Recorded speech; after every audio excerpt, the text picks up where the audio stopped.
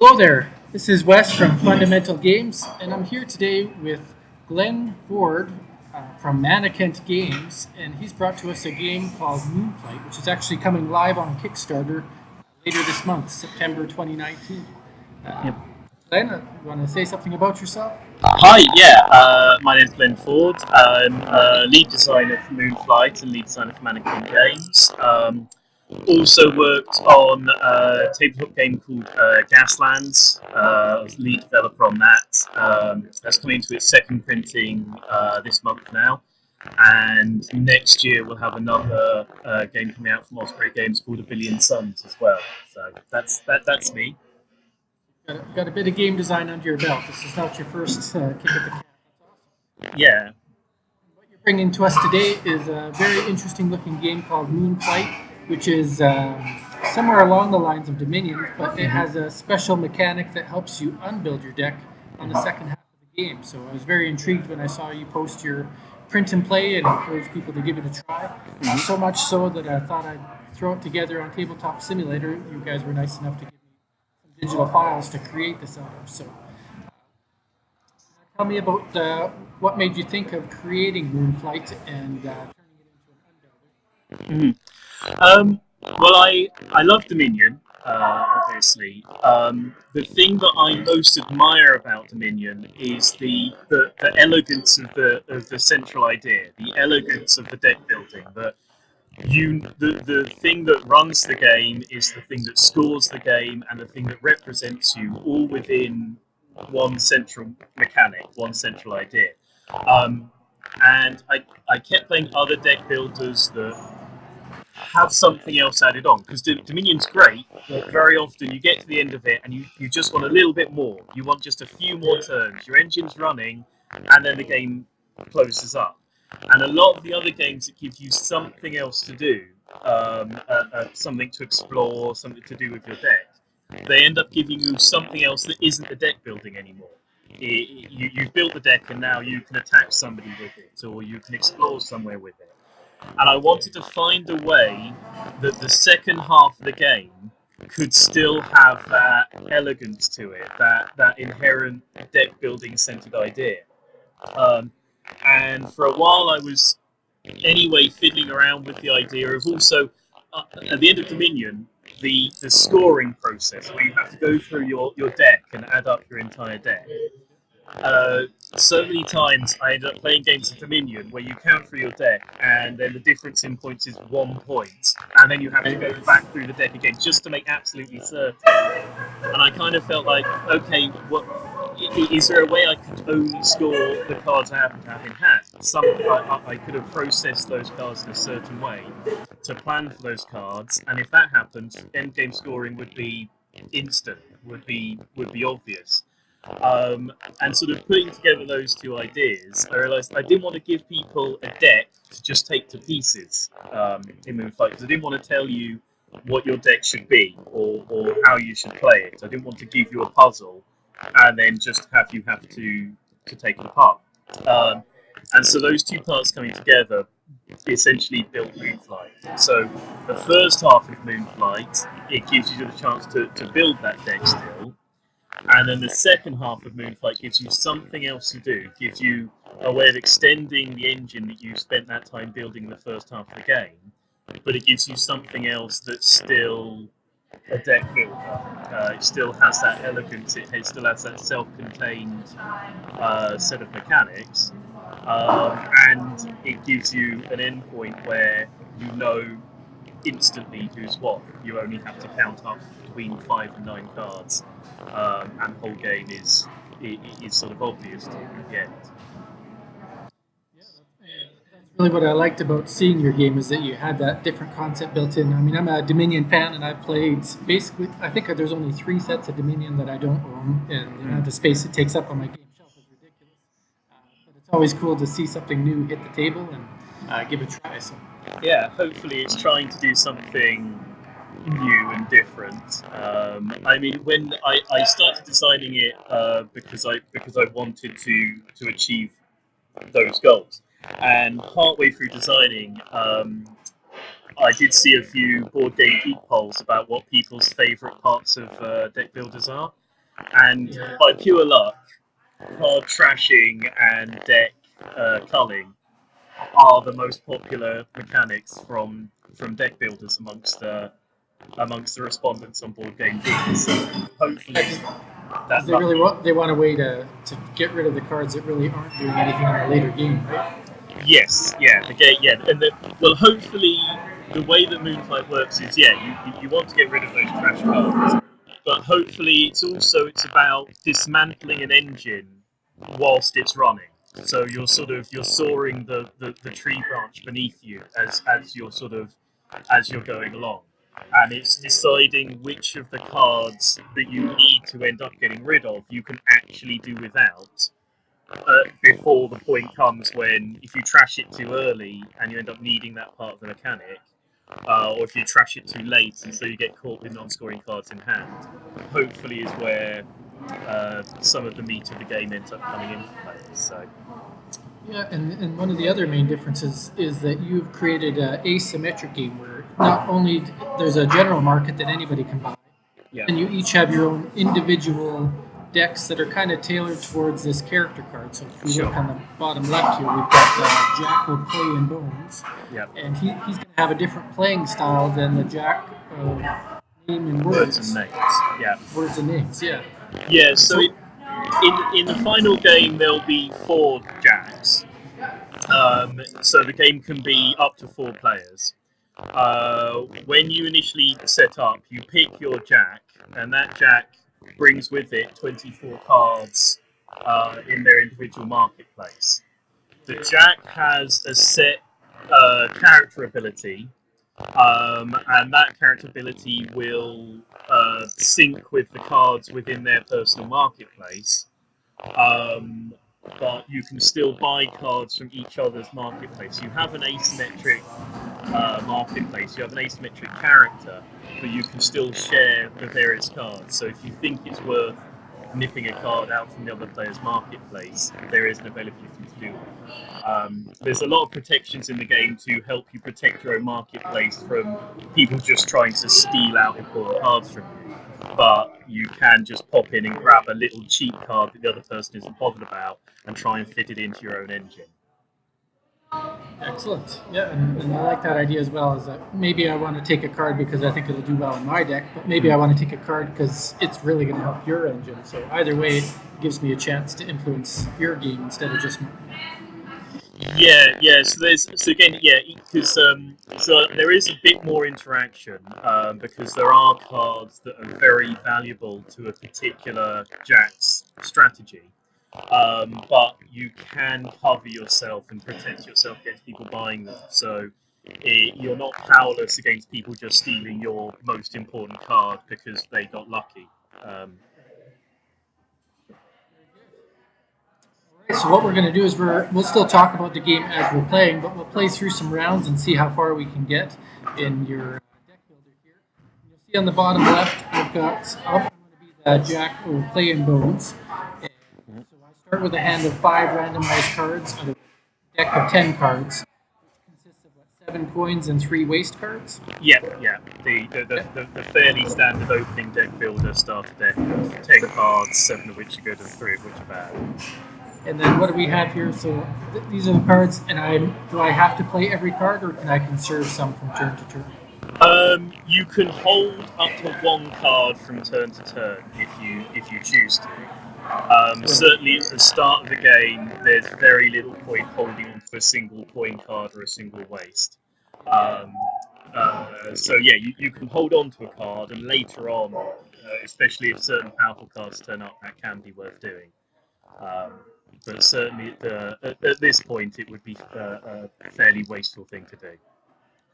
For visuals to our watchers, we're playing with the cards face up on the table, but these would be in players' hands, and they would play them out onto the table as they played them. And now, Yeah. the way it works, from what I understand in the rules, is we're going to take turns playing a single card at a time. So if I play this card, I would take a coin, and then it would be your turn. Is that right?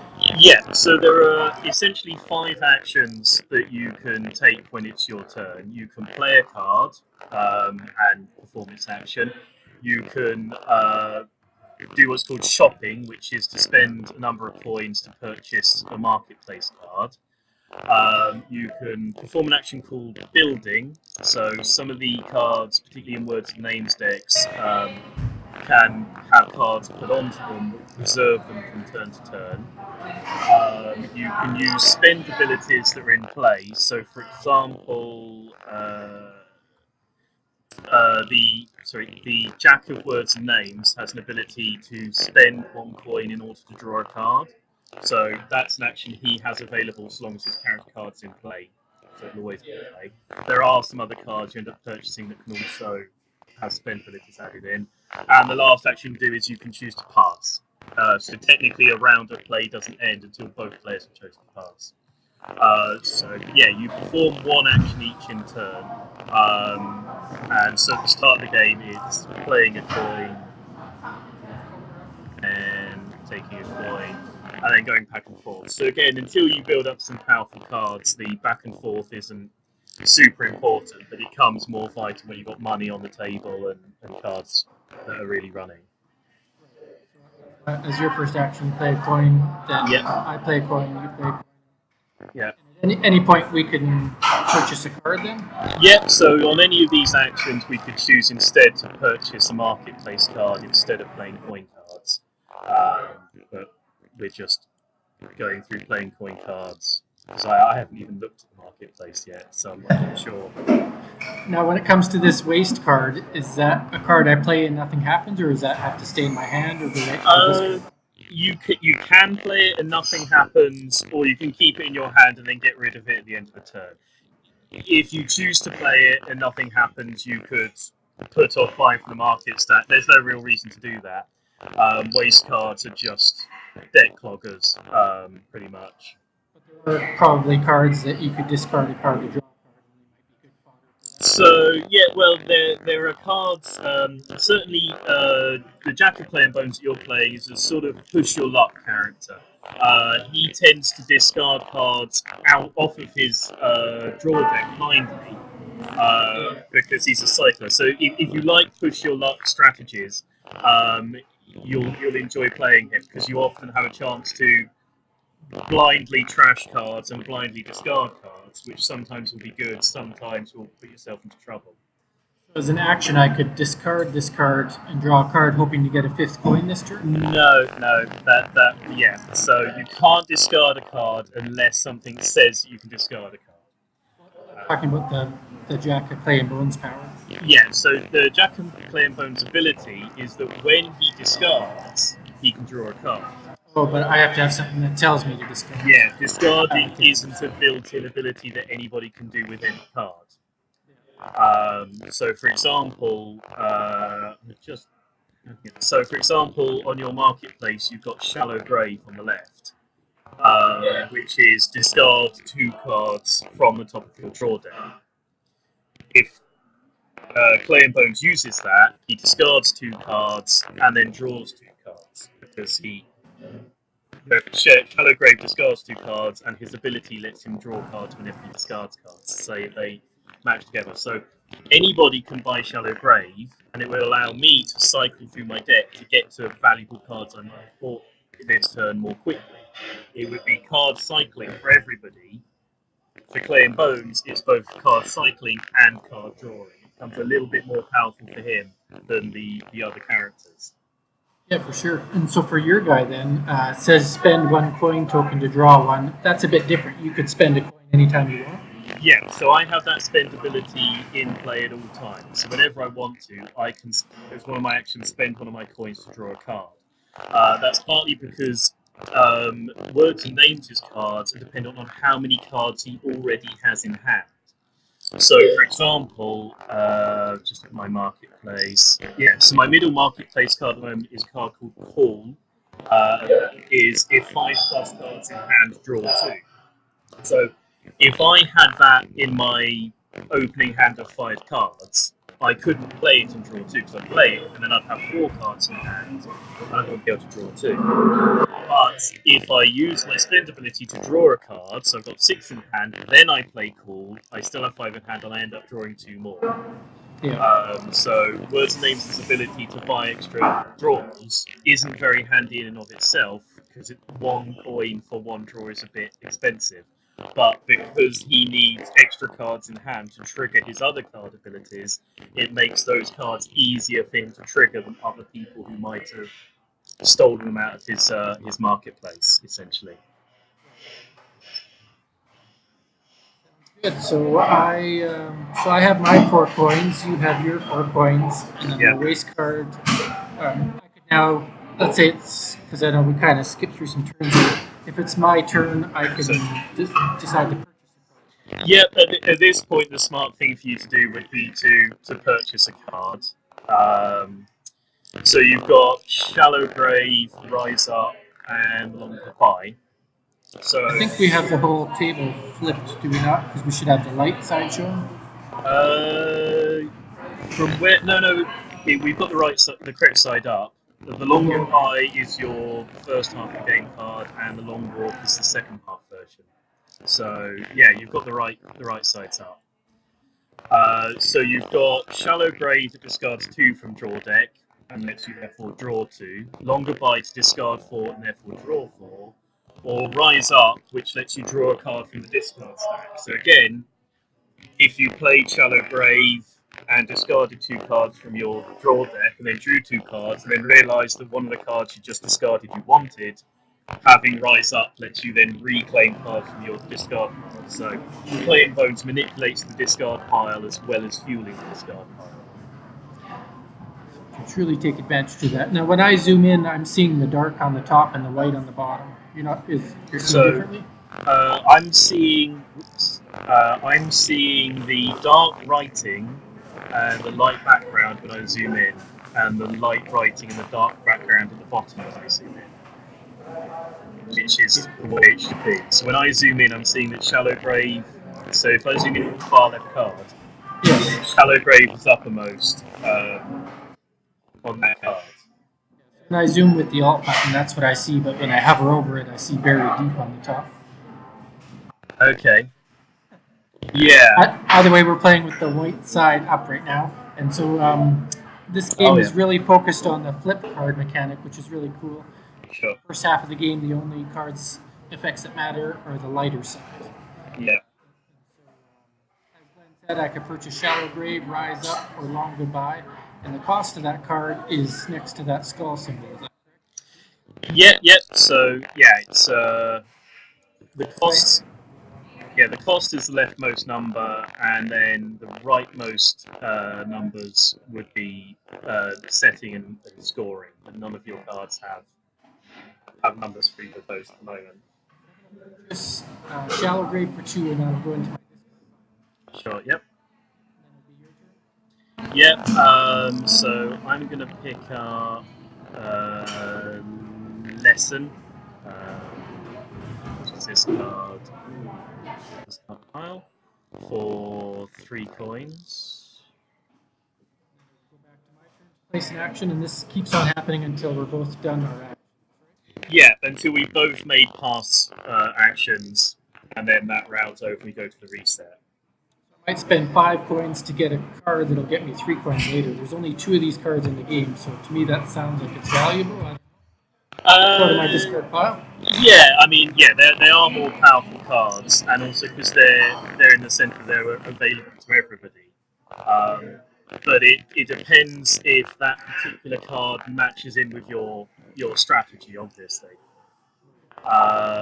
So I'm going to go for Cool, which is this card, and that's another 3. I have to spend all my money. I could say pass now, or I could keep on buying cards until I'm out of money. Yeah, you can hold up to 5 coins from one turn to the next. So if you've got more than 5 coins and you chose to pass to end the turn, you'd be wasting some of them. But 5 or fewer, and you can just pass and hope that something good comes out in the next phase. Rise up. Okay. Your turn. And I'm gonna save my 3 coins for now, so I'm gonna pass as my action. And we both passed. The next step is to discard all the cards that we played. Yeah, so it's now the reset phase. So first thing that happens is that all the cards that are in play get discarded.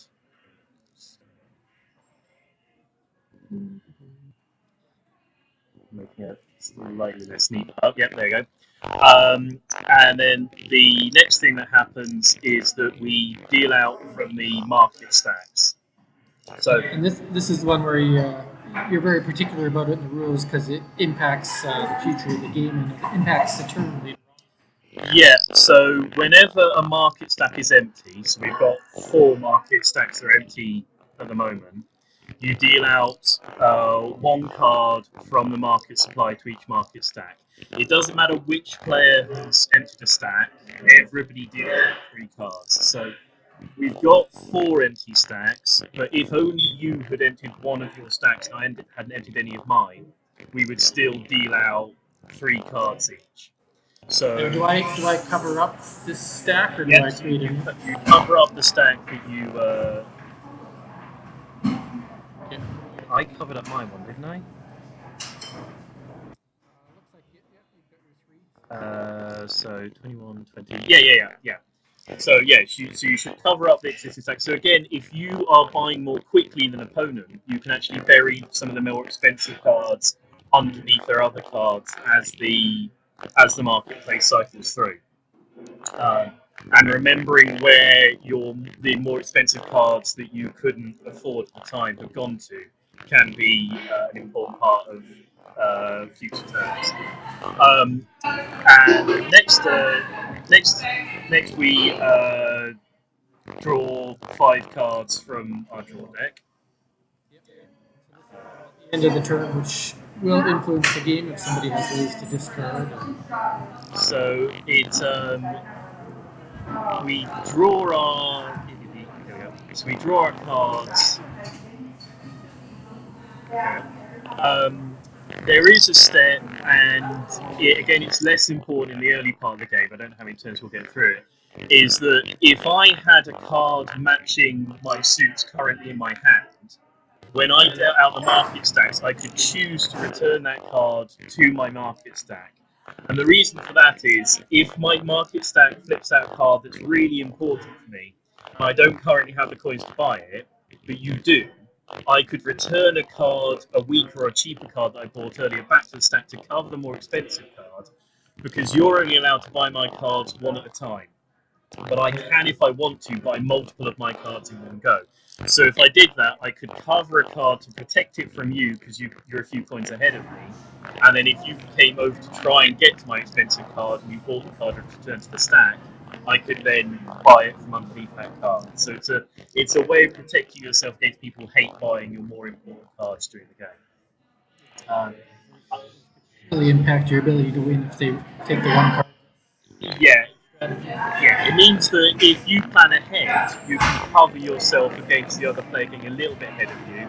But if they're well ahead of you, even that little bit of coverage won't help you out. So it means you can't just have someone steal cards off you, but it doesn't mean that if you're just losing, they can't get your cards from you.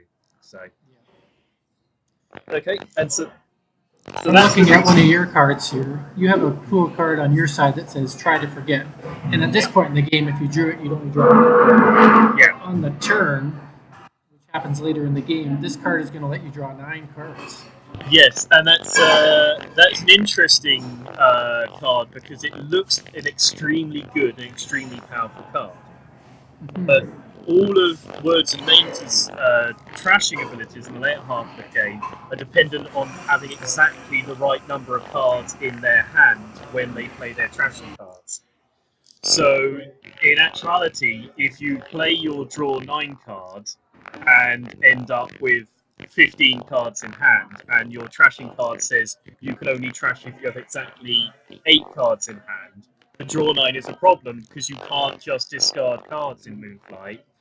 And a lot of the other Words and Names cards also draw more cards. So in the second half, his whole game is about hand management and getting down to the exact right number. So the draw 9 can sound like a really good card, but it can actually build yourself a Moonflight is all about the first half of the game building yourself a puzzle that you then have to undo in the second half of the game. So I imagine it would take a few real plays to really understand what it is you're trying to accomplish. I mean, you being the creator, you have a full understanding of that, but I think it'd be a great way if players really want to develop in a game. This is a good game for replayability to keep. yeah, so there is in the full game there'll be an option to play with an AI bot in single player, and there'll be a card that comes that will guide that will explain what the AI bot will do at each time.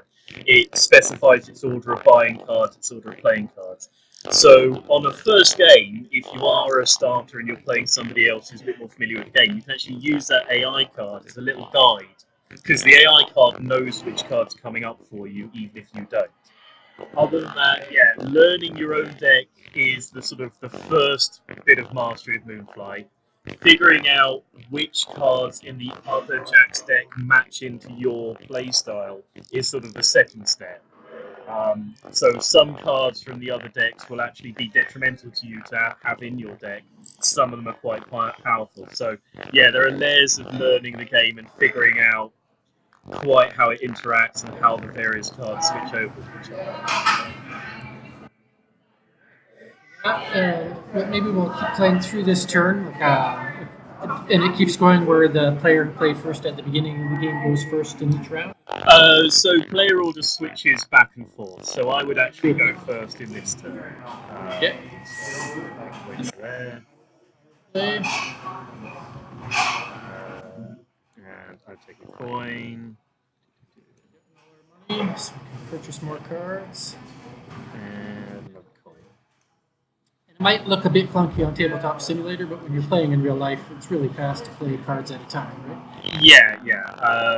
Also, obviously, the first two turns when you've only got your starter deck, you're not getting to play out any of your exciting cards. The first two turns are always coin, purchase, coin, purchase, and then turn three is when you get to go. Okay, right, I've got this card because it's so but that's I think that's a fairly standard sort of deck builder opening part of the game. Yeah, it's what helps you define your deck. So it's kind of. Now we're on to your turn. You've removed all your coins. So I'm on 6 coins, I think. So I've got one of my more important cards out now, the card here called Uvra. So that is 5 coins to purchase. So it's I saved some coins from last turn. And I'll be buying. Did just buy the right card, didn't I? Yeah. So I've just purchased Uvra for 5 coins.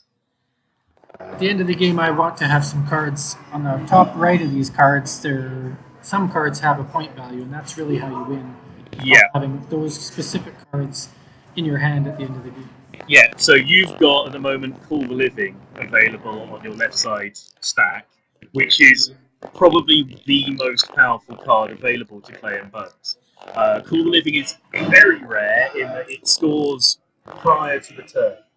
So again, in Moonflight, after the marketplace supply stacks are exhausted, all the cards flip round to their secondary version. Most of the time, you will trigger the turn before you trigger the end. It is theoretically possible, through very, very cunning or very, very foolish play, to actually end the game before the turn happens. And because of that, there are a very, very limited number of cards in the game that will score before the turn.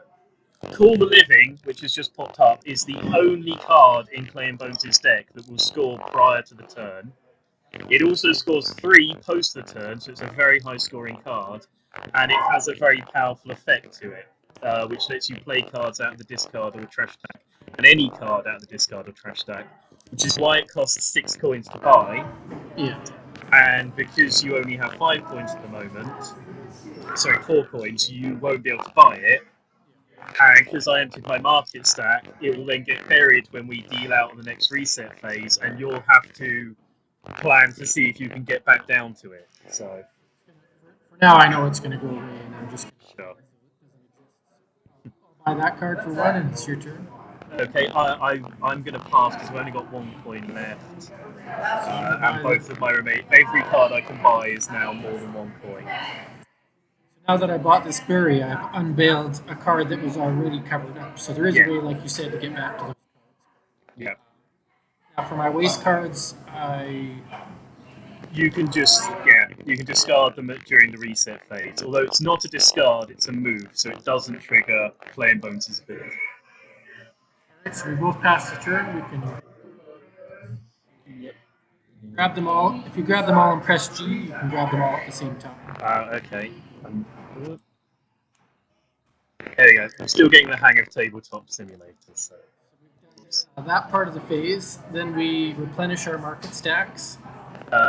So first we actually draw our next hand before dealing out the market stacks. Strictly speaking. So I take my discard pile, flip it over. Yeah, we take the discard pile, flip it, and let's count these.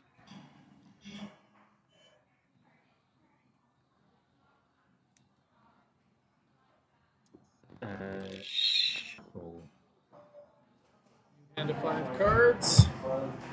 Now we're going to have some action cards in place next turn, which is good. So, yep. Just a little bit slower.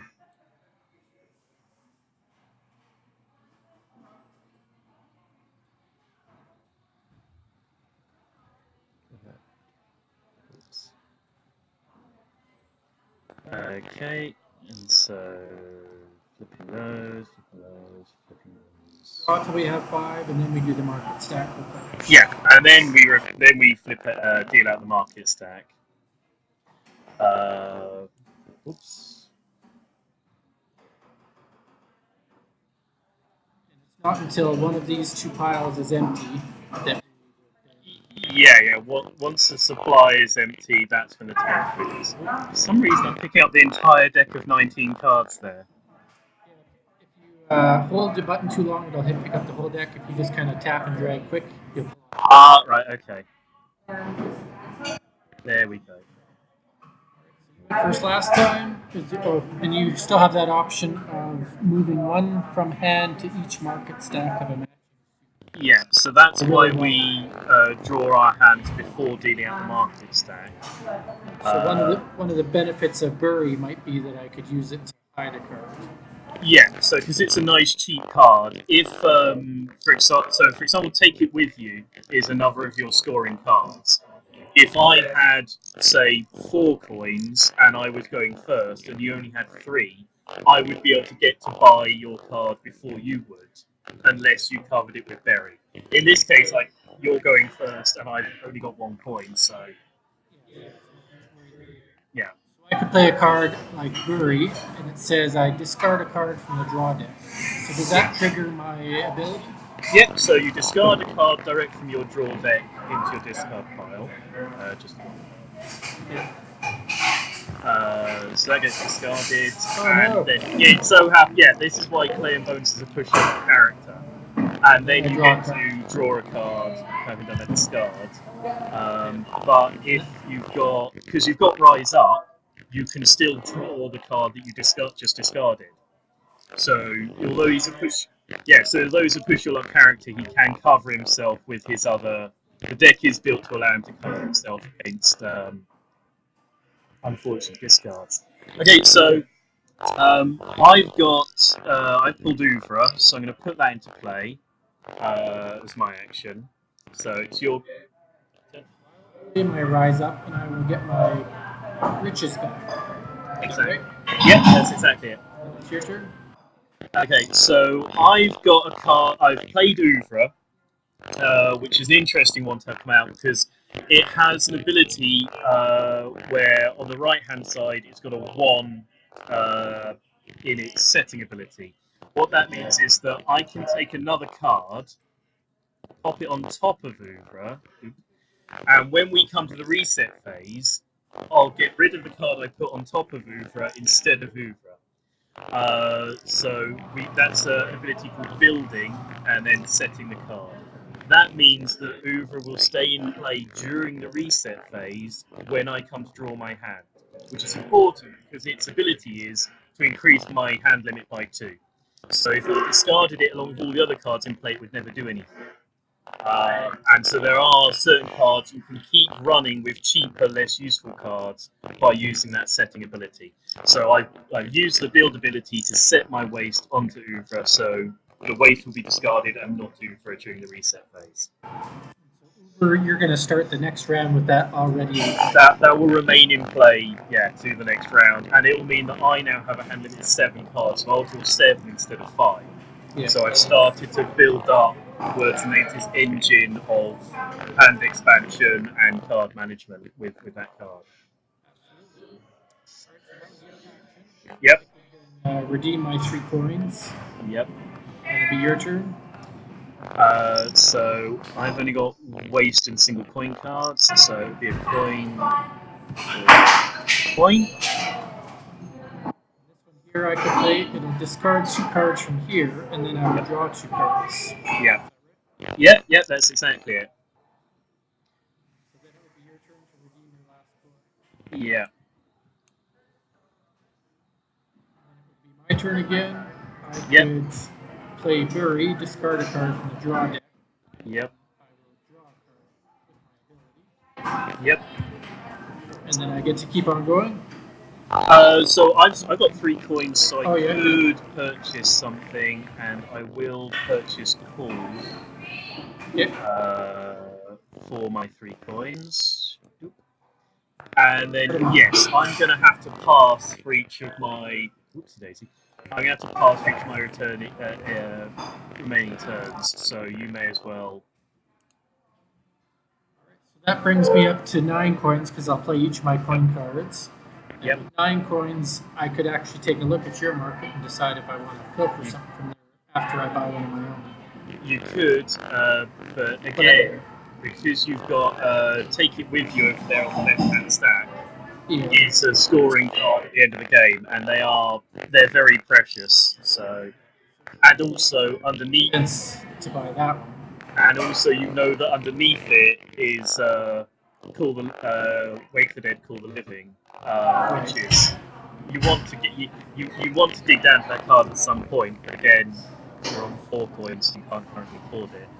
So I will buy another Rise Up then, and then say that's the end of my round. Okay. So we both passed. So we put the cards into the discard pile. And that waste will go in the discard pile, it will stay in play. And then I will draw 1, 2. So I drew my last 2 cards, so I had to shuffle my deck to get up to 5 cards. Yeah.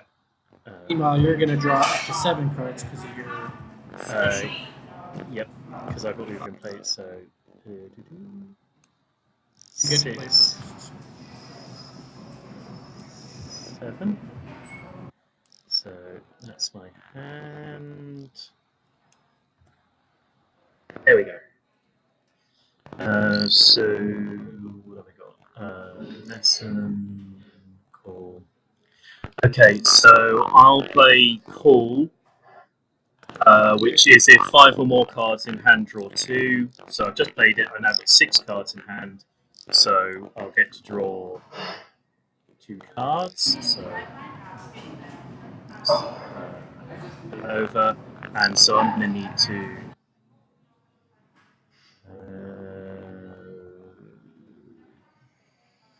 Shuffle my deck, so I'll just group it together and flip it over and shuffle it and move it over. Whoops. Move over for my new draw deck and then draw that second card. Oops. Be a bit touchy, get used to. Yeah, no, this is the first time I've played an actual game on Tabletop Simulator, so I'm very much getting the hang of it. I'm getting the hang of it now. Yeah, so I've drawn 2 cards by playing my call. So it's back to you. My turn, so I might discard 2 cards from the draw deck and then draw 2 cards of my own. Yep. Discarded the waste, which is great, and a coin, which is not bad. And then I draw my actual 2 cards from my ability. Okay. It's your turn. So I'm going to point it away, and I'm going to put lesson into play. Oh, we forgot to do our stack last We week. did, yes. Sorry. Let's fix that. It's okay because I haven't got to the point of buying it anyway.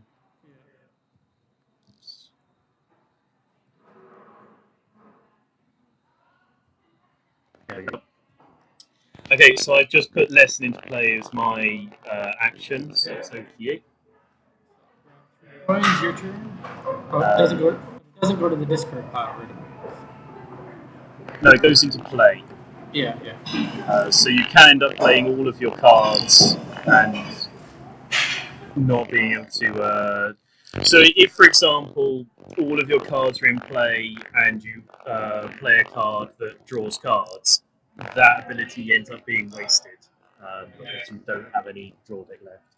So I've played a coin card.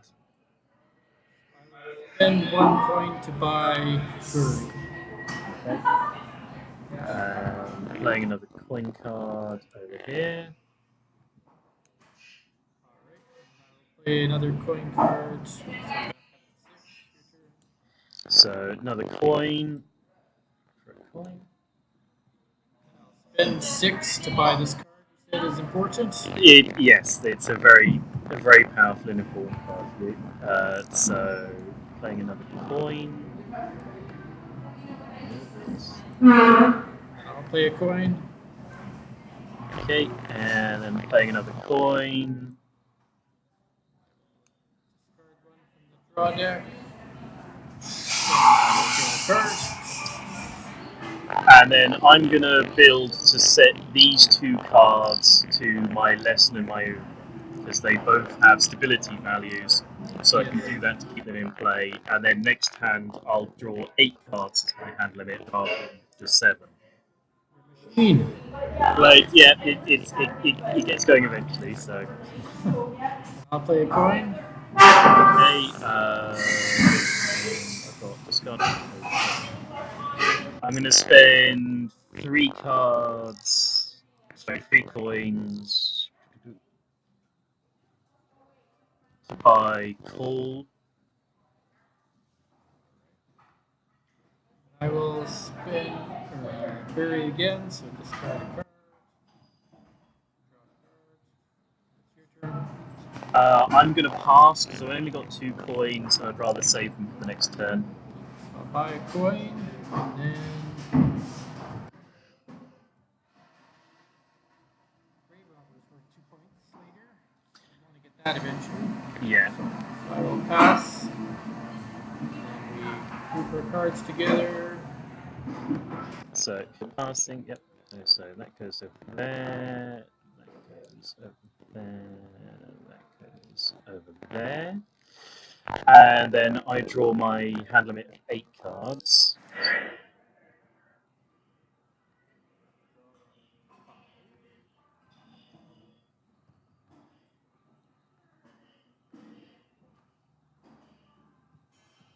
So flip that, shuffle that.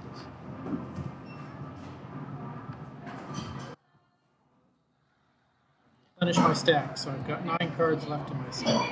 Yep, so where am I? 1, 2, 3, 4, 5, 6, 7, 8 cards.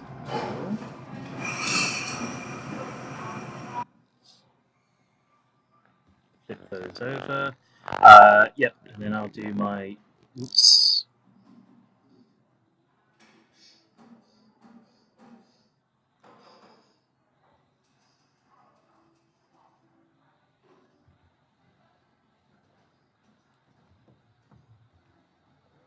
Yep.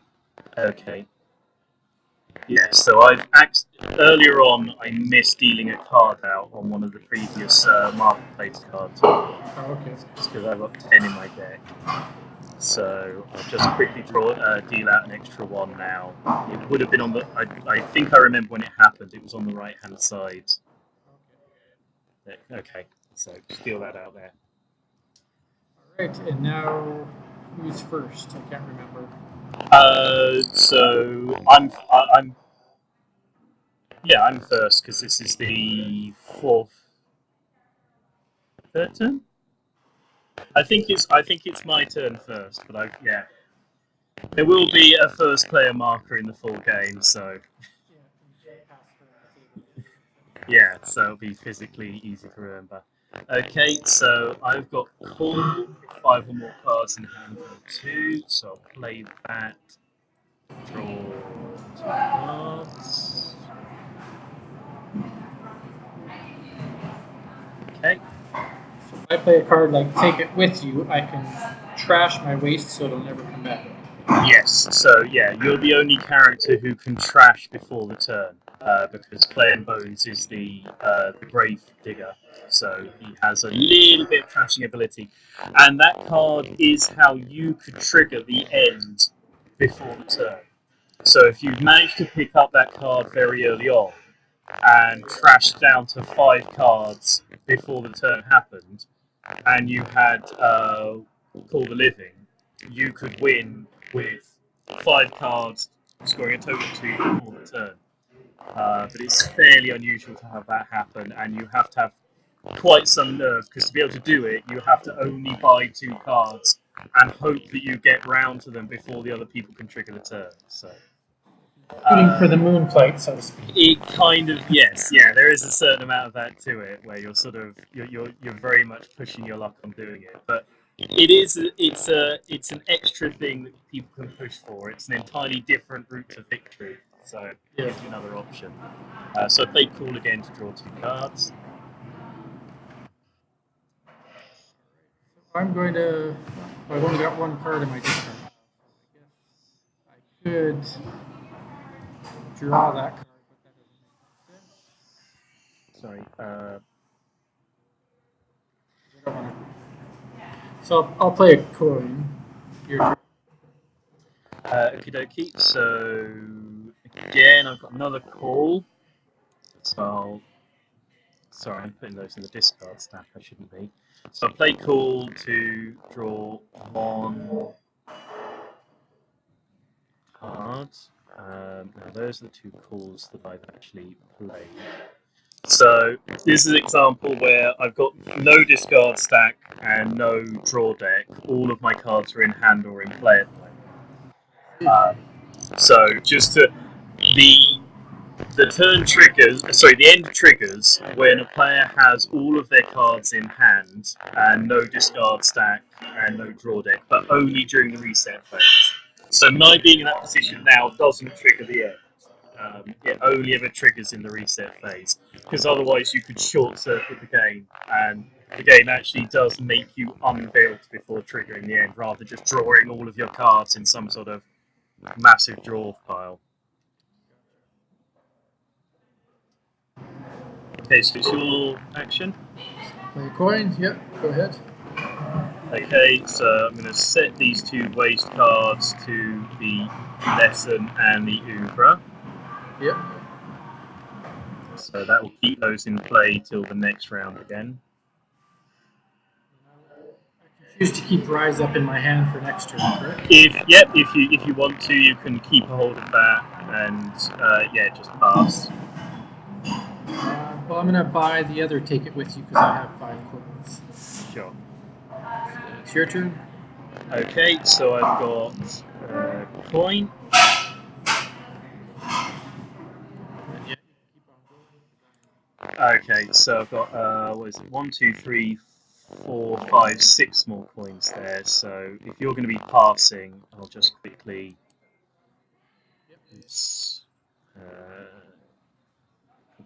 There. Group together. So I'll play those for 6 coins. Oop, that's 2 coins. 6 coins. And I've got talk, lesson, and forget to remember. I'm going to buy talk for 4 and lesson for 3. for a total of 7. So that's 6 back and one more. I noticed you haven't bought any cards from the generic stacks. Do you find that common, or does it depend on the deck? I possibly this is just as a game designer. I happen to enjoy the sort of the specific cards more. One of my playtesters is a very competitive deck builder and card game player, Magic player, those sorts of things. He always hammers onto the generic market stack. He always goes after the fealty and the coin cards first. So, tactically speaking, going after fealty early apparently is sort of can be quite powerful. Um, on some of the other decks, so one of the other jacks, Bond and Kind, is the market manipulator and resource generator. If he's playing, the generic coin cards become a little bit more important. Personally, I just happen to enjoy the interaction of the specific cards. It's not a. I found this playing with a few other designer friends. The designer of the game is not always the best player of the game in a sort of hard-nosed sort of winning the game version of playing. So, yeah, it's just I just happen to think the generic ones are less amusing, but they are tactically worth having. So, Or is just an observation that's good for players to know that these do matter. And yeah, if once you learn the way the decks interact and you get to a higher level of play, picking out the resource generating cycle of the coin cards and the fealty cards is a place to play the a more powerful version of your deck, basically. Um, okay, so I'm moving my cards to the discard pile, including my set cards, grouping that up, shuffling it, flipping it, and moving it back to there.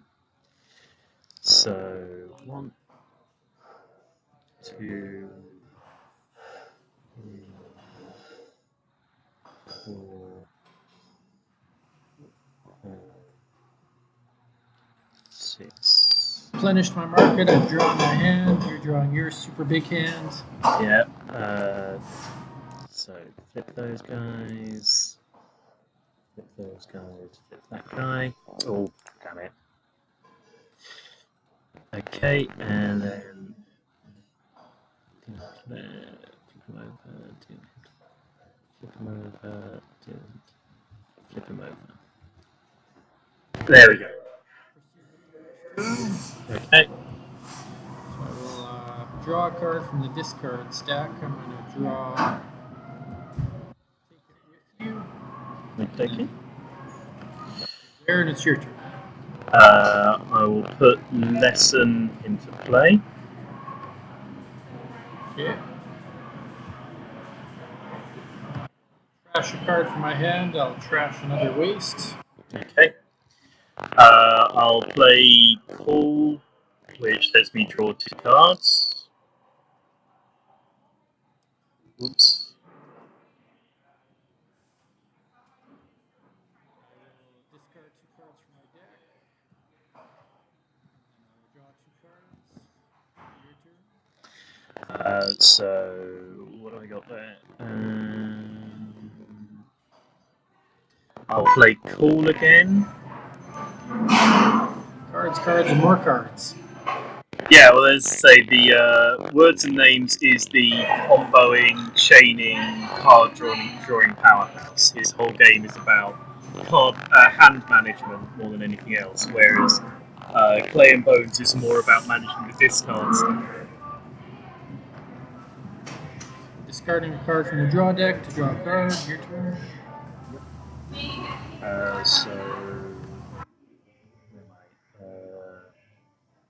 Oops.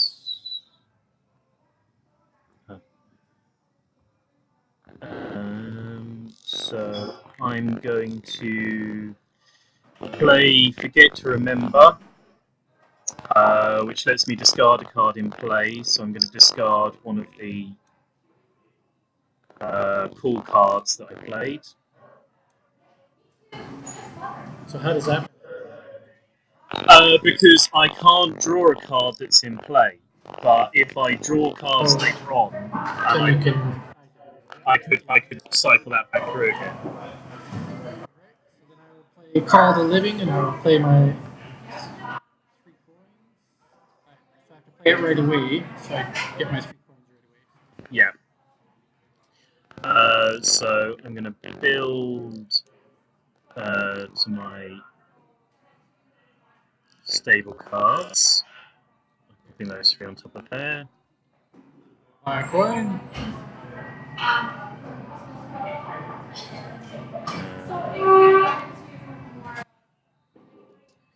So I'm going to play a coin for a coin. Yep. Play a coin for a coin. Oh, I think you stole my coin, so I'll move them over. Oh, sorry. One way to win. Your turn. Oh, you know. Okay, yeah, so coin for coin. Now I can do an action. By the Macabre Harvest. At least that's worth a point. So I'll play a coin for a coin.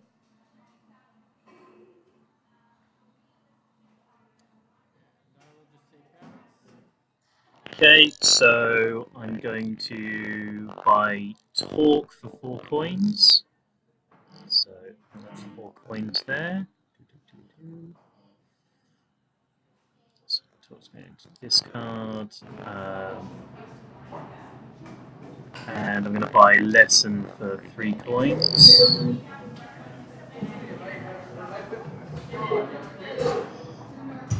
Okay. And so those guys will go there. Oops. These guys go there. That will go there. That will go there. That will go there. And I will draw 1, 2, 3, 4, 5, 6. Flip those, shuffle those.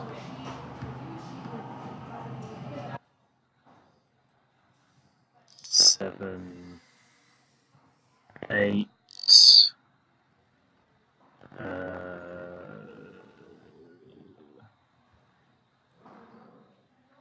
9.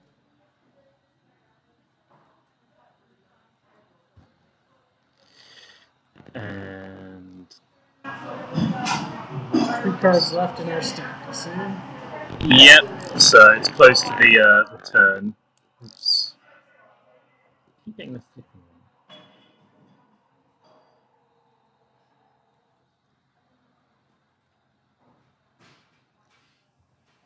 one. Okay. So I think it's my turn to open. It is, yes. So I'm going to put Ouvre into play. So that's my action. Will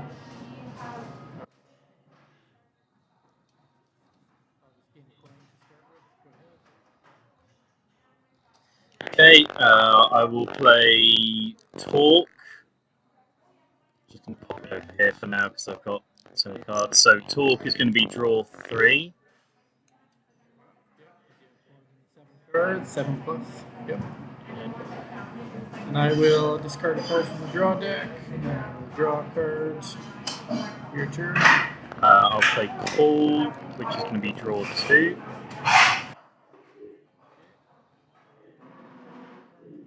Cards. So your turn. For some reason, it's spun around. play Call, which is going to be draw 2. Trash a card from my hand, getting rid of my last waste card. I'll put Lesson into play.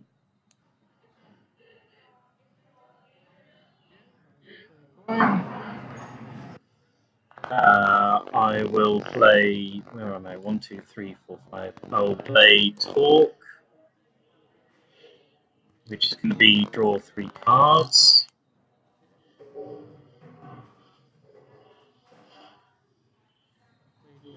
Your turn. So I will. Let's see what the cards are here. Okay, so I'm going to play a coin for a coin. Harvest card. I get 1 coin because I have 3 in my discard pile. Yep.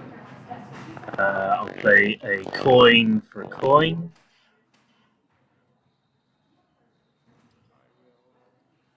Pass the turn, and the rest is up to you. Okay, so coin, coin, coin, coin, coin for 5 coins, but I'm going to buy Teach with them. Up. And I will set waste there, card there, card there, card there, card there. And my last card would be a waste card, so that would be my turn. Alright. So gather all those up, go into this card. So this. So yeah, this will trigger the turn when we deal out the marketplaces. So, Okay, so first just yeah, move my unset cards. So move that over, flip it, and add on 5, 6, 7, 8, 9, 10. So 1, 2, 3, 4, 5, 6, 7, 8, 9, 10, 12. So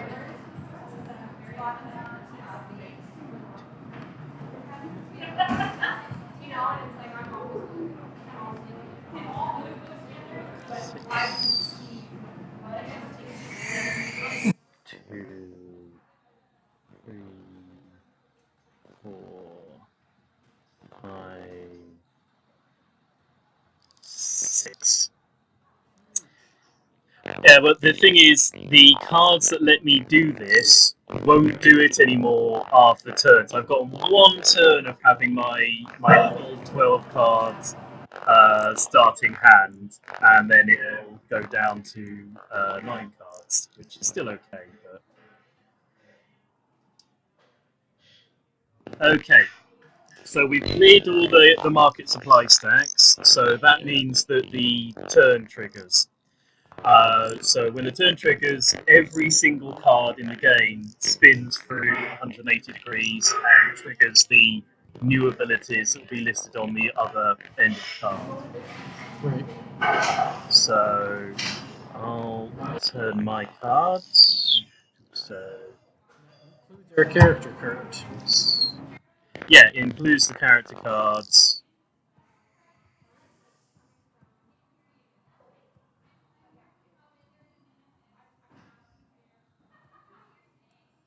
Now all of the darker sides are what index the play. If you use your zoom function, it's not going to show the right, so the only way to zoom is manually looking at the screen big. That's okay. So Now my marketplace would have Buried Deep, Macabre, and Buried Deep instead of the show. oh yep. So yeah, so the dark ends of the card, the white text would be uppermost now. Spend a card to trash a card now from the draw deck. Yes, so your new ability. So you now largely trash blind.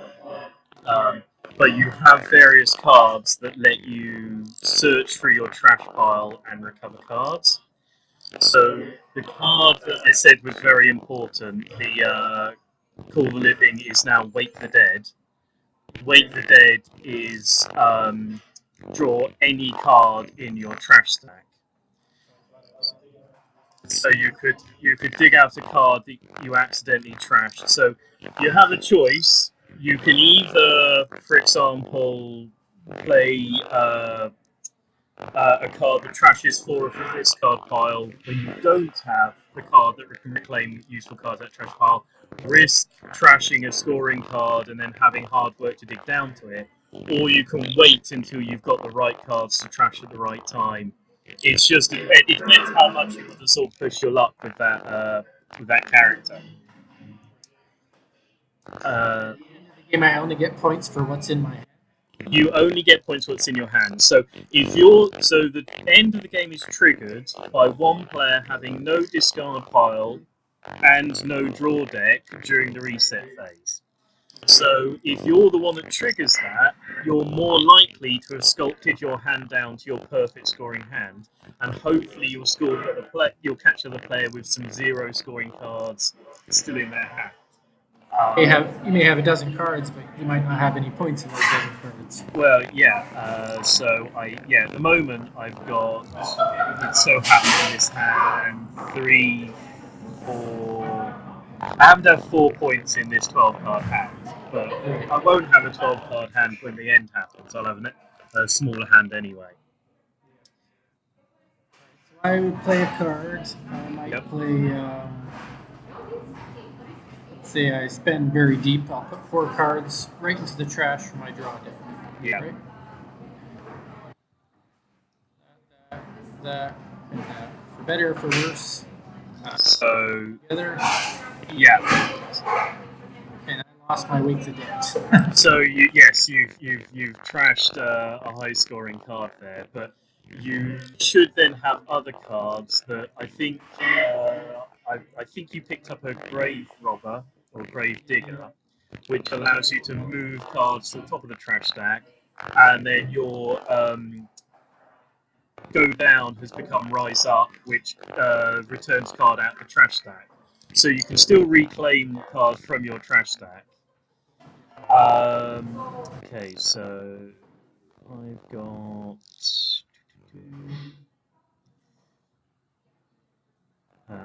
Okay, so I'm gonna play. Sorry, because my hand had words and names is a little bit about hand management, and because I can't look at a whole hand at one time. Exactly 4 in hand. Exactly 4 in hand. Exactly 8 in hand. So my cards are about my having exactly the right number of cards in hand, but I can't just discard cards freely, and those same cards cause me to draw cards if I play them. And I don't want to have the scoring cards in hand when I trigger the trashing ability, or I'll be trashing my scoring cards. So there's a little bit of thinking ahead for me. So I'm going to use the build action to set listen. To set my listen card to Ouvra. Yep. And I've got another Ouvra. Yep. And my other listen card to my other Ouvra. So that's my action. For my action, I will spend 4 coins to grab this harvest card because that's going to let me buy a card later. Sure. So 4, so I need to get rid of one of these. I can't. They're not worth points. So I'm going to play a coin card. For a coin. 3 coins. Your turn. So I'll play Understand, which is if exactly 8 cards in hand, trash hand, draw 5. So playing that, and that leaves me with these 8 cards in hand. So they will trash out. So, and they go to the trash pile. And that then means that I draw 5 cards.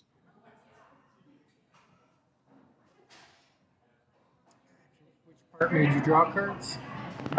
So understand is if exactly Draw 8 in five. I hand, didn't see trash that. hand, draw 5. So it's handy if I have 8 cards in hand because I trash them then draw 5. If I can't get to the 8 cards, the draw 5 is annoying because it stops me from getting to the right number to trigger the other cards. Yeah. So it's your turn. So I will get a coin. Your turn. So I will. Yeah. So that's the end of my chain. I can't get anything. So I will look at the marketplace. That's too expensive. That's too expensive. So I'm going to pass because there's nothing useful I can currently do with my hand. In coin, and then spend 2 cards to trash a card. I would have to have 2 cards in my hand to do that. Yes, you have to spend cards out of your hand, but then you could trash any card in play or in your hand. So it's you can spend 1 card using Play and Bones' ability to trash 1 card blind, or you can use that card ability to spend 2 cards to trash them but know what you're trashing. I will pass the turn.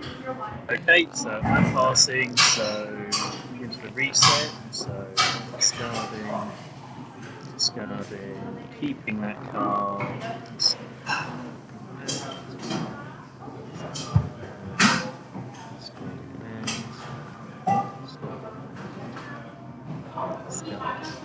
That?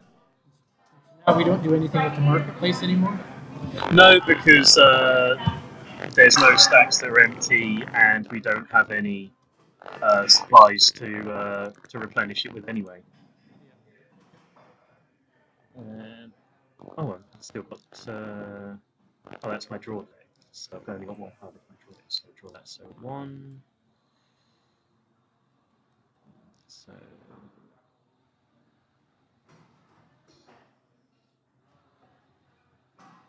2, 3, 5,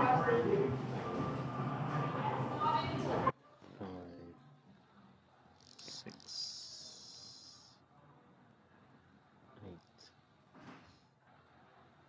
8, 9. There we go. So again, I still have a hand limit of 9 at this point in the game, but that's because my scoring cards score far fewer points than your scoring cards. So Normally I would have no yeah, idea how many points you have.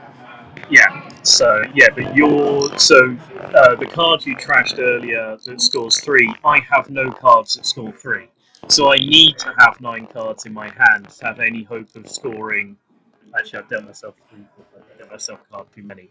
So I need to have my full hand limit of 9 in order to be able to match you for score. So every deck in the game has the same potential score within that deck if played perfectly at the end of the game. If you manage to steal scoring cards from other decks, you can boost that score, but each deck will, if played within itself, will score the same number of points. So, okay. So I think it's my action first. So what else have I got there? Waste. Understand, listen.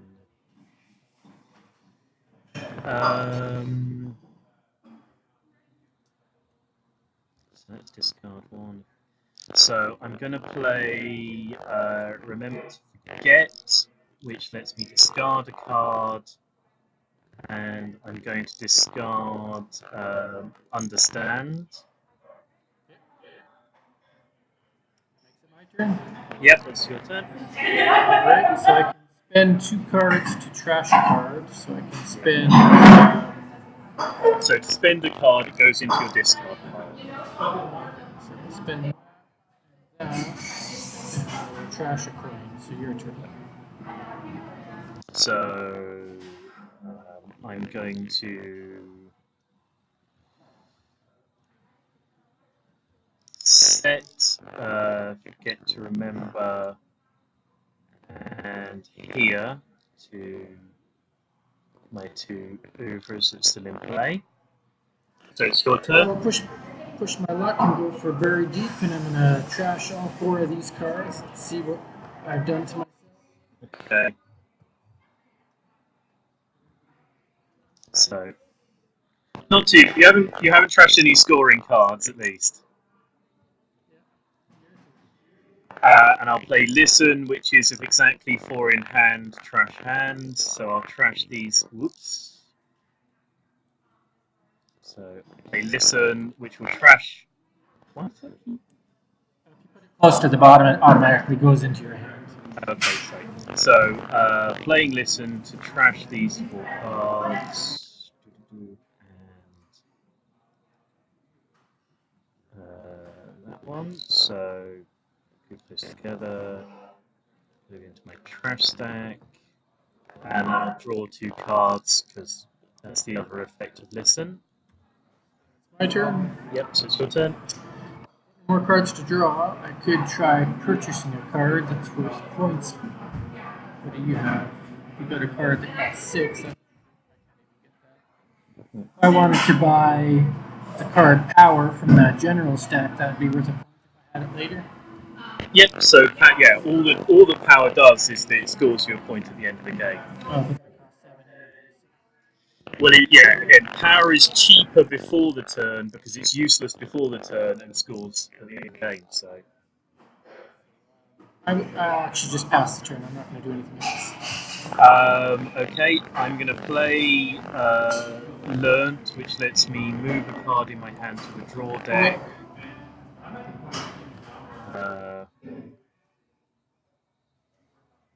And so I'll move Listen back to the draw deck.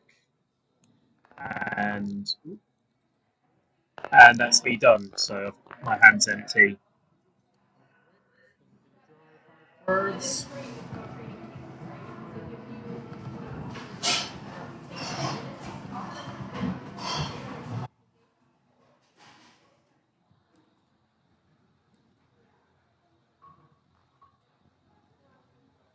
So 1, 2, 3.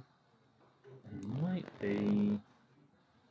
Oh, okay. So I wasn't paying attention to how many cards I had. I'm about to trigger the end of the game. Stay to the end of the round still, or no?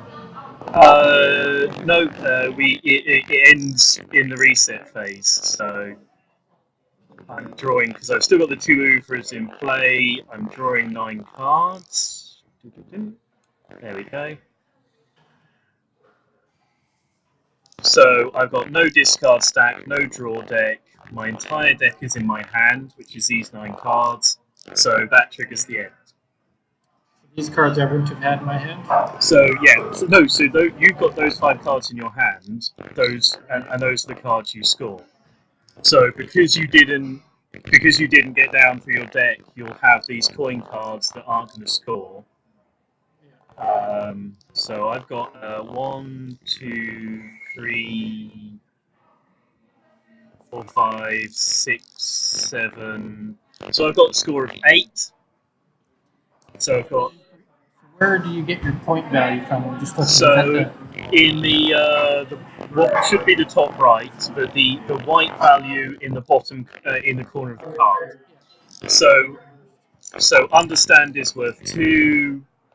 Learnt is worth 1. Remember, forget is worth 1. Listen is worth 1. Learnt is worth 1. Learnt is worth 1. Listen is worth 1. So a total of 3, 4, 5, 6, 7, 8. And you've got Dance Macabre is worth 1. And Dance Macabre again is worth 1. So you've got 2 cards that worth a point each in your hand. And then the 3 coins that worth nothing. So you got a total of 2, and I got a total of 8. And so, yeah, so that's the end of the game. If I had had one more turn, I would have been able to dig out those cards worth more points. Yes, yeah, very, yeah. It ends up being, do you sort of trash out more recklessly and hopefully catch the person with a more diluted deck, or wait in for the perfect hand, or so there's a lot of judgment, and it has a certain amount of keeping an eye on what your opponent's doing. If you spot that your opponent is trying to get the exact perfect hand, you know that you can probably go out a little bit more sloppily and catch them with non-scoring cards. Or if you see that they're going fast, you need to probably try and keep pace with them. So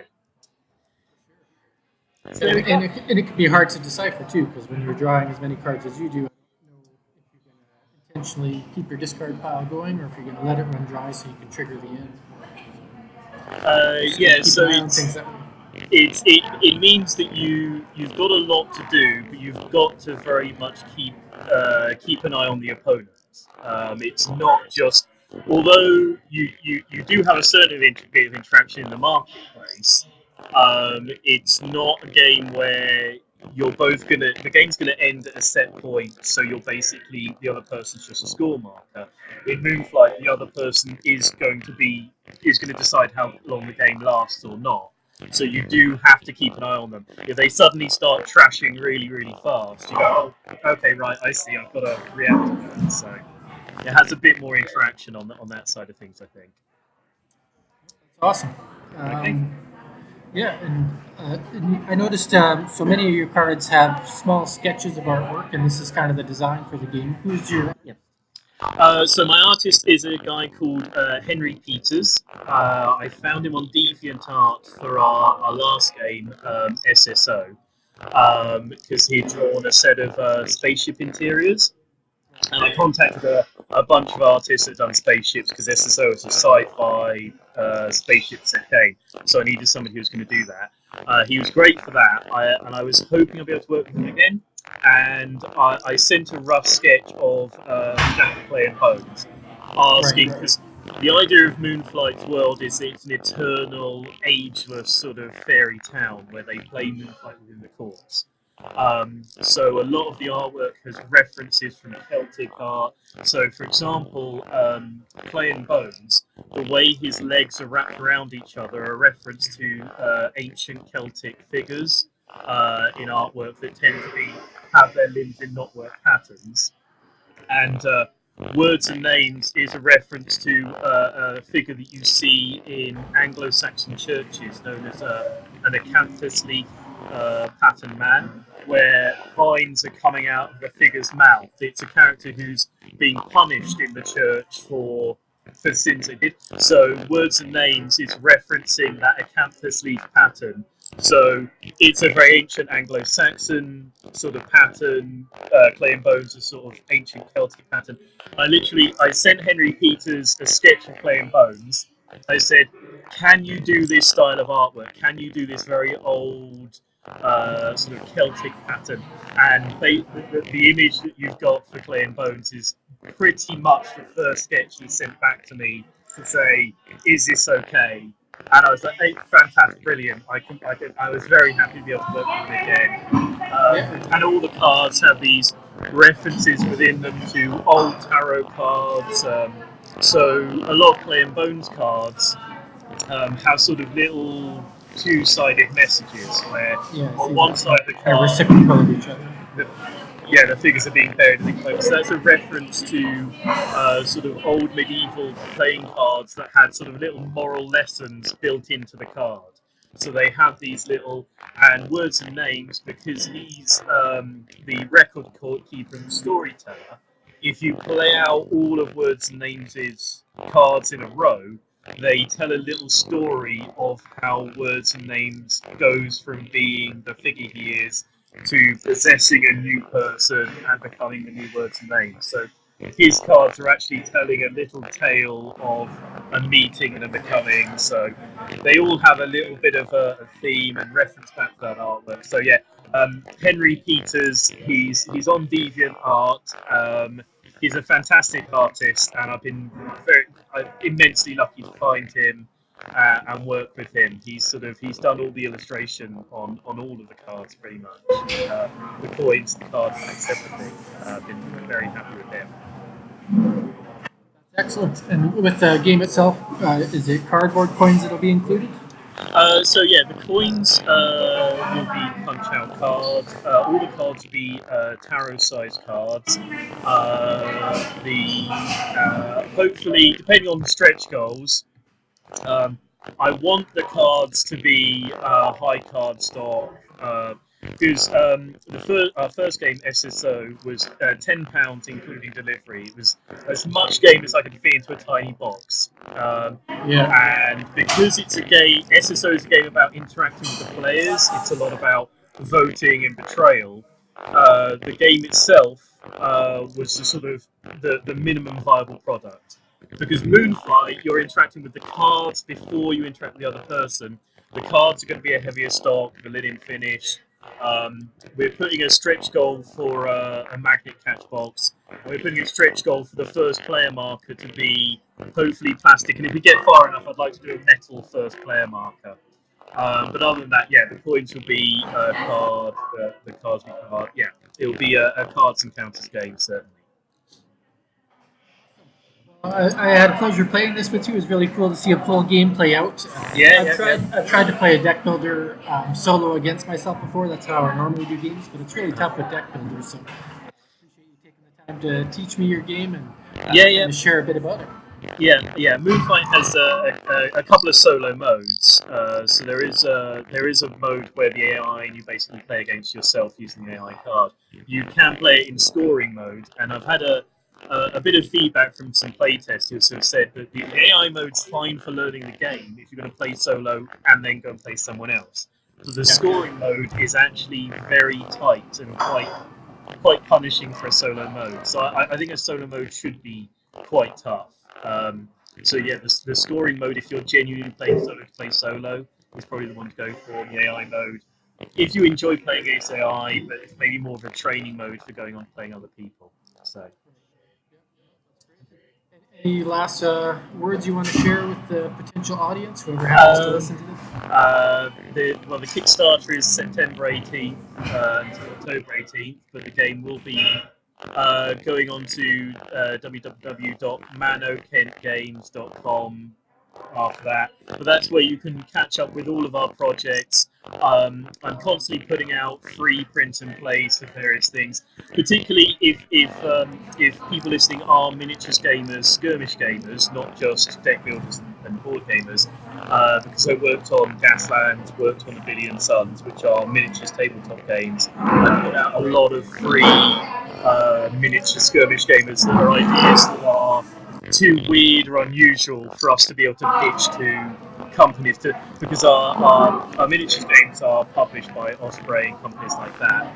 Whereas I keep having ideas, so I've got a free miniatures game which is a PG Woodhouse miniatures game, which Osprey aren't ever going to buy, but it's an idea I had. So there's always free content on ManOKent Games, and yeah, just hit us up, find us on Facebook, Twitter, Instagram. Always happy to hear from people.